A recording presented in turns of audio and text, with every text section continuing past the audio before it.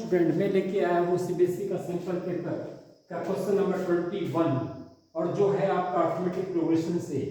और क्वेश्चन जो है हम पढ़ते हैं, फाइंड द मिडिल टर्म। इसका मिडिल टर्म फाइंड करना है। एक एपी दे रखी है, एपी का फर्स्ट टर्म दे रखा है 6, सेकंड टर्म दे रखा है 13, थर्ड टर्म 20 और लास्ट टर्म जो है 230 दिया होता है।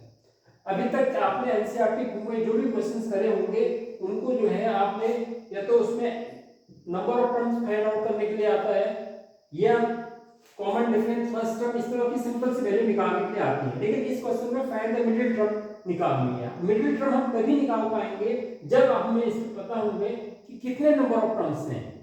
तो यहाँ पर देखिए कि क्या क्या आपको गिवन है। यहाँ पर जो है फर्स्ट टर्म आपको गिवन है। फर्स्ट टर्म आपको जो है a = 6 गिवन है। उसके बाद जो इसका कॉमन डिफरेंस निकालते हैं d, ये हमेशा जो है इसको हम फर्स्ट टर्म बोलते हैं, ये सेकंड टर्म है। तो हम सेकंड टर्म को जो है फर्स्ट टर्म से माइनस करते हैं। तो a2 कितना आपके पास 13 है और फर्स्ट टर्म कितना है 6। तो अगर आप इसको माइनस करेंगे तो क्या आएगा कॉमन डिफरेंस 7। इसके अलावा जो वैल्यूज आपको दी हुई है, इसकी जो लास्ट टर्म है, जिसको लास्ट टर्म को हम डिनोट करते हैं an से, जिसको हम an या l भी लिखते हैं, इसकी वैल्यू कितनी दी हुई है 230। अब हम इसको किस तरह से करेंगे, क्योंकि हमें इसकी मिडिल टर्म निकालनी है। तो टर्म निकालनी है तो इसको हमें जो है, इसका मतलब इसमें जो है नंबर ऑफ टर्म्स निकालने हैं। तो हमें जो है an का nth टर्म का फॉर्मूला लगा देंगे, an = a + n - 1 * d। ये हमने फॉर्मूला लगाया। इसमें हमें सिर्फ n की वैल्यू मालूम नहीं है और सब कुछ हमारे पास है। वो वैल्यूज हम इसमें पुट कर देंगे।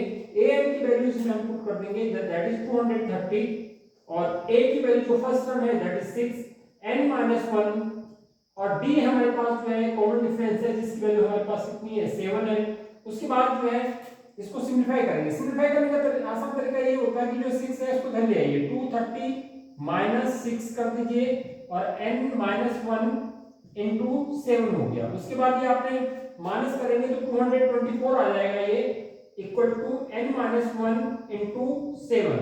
इस टर्म को 7 को अंदर मल्टीप्लाई करने के बजाय 7 को अपॉन में ले आइए, जिससे कि जो है आपको कैलकुलेशन में दिक्कत नहीं है कि 7 से डिवाइड कर दीजिए और ये 7 3 या 21, ये 32 आ जाएगा n - 1 इक्वल टू।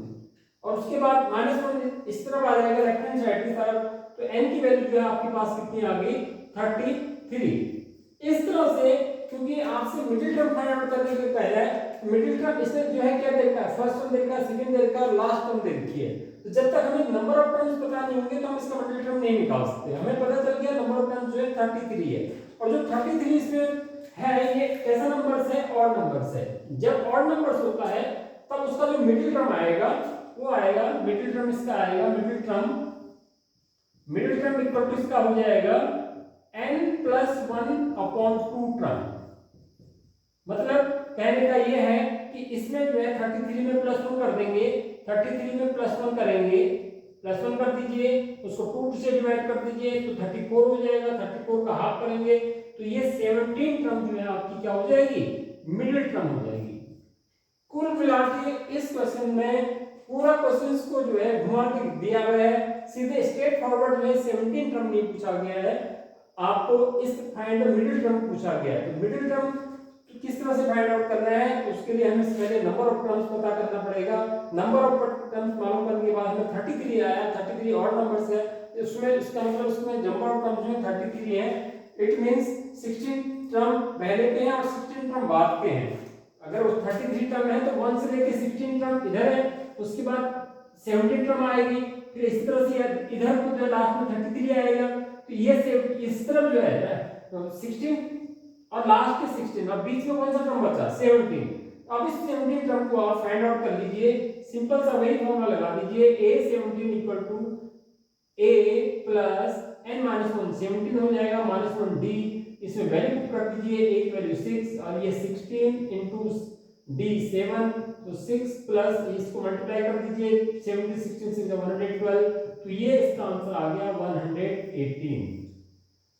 तो स्टूडेंट जो है बेसिक अगर आप मॉडल टेस्ट पेपर बहुत सीरियसली करते हैं तो उससे आपके बहुत सारे कंसेप्ट मिल जाते हैं। अगर बोर्ड में क्वेश्चन, क्योंकि बोर्ड का ही सिंपल पेपर है, तो इस तरह से क्वेश्चन प्रैक्टिस से जो है आपको जो है एक अच्छा जो है आप जो है प्रैक्टिस आपकी हो जाती है, उससे बहुत सारे जो है कंसेप्ट क्लियर हो जाते हैं।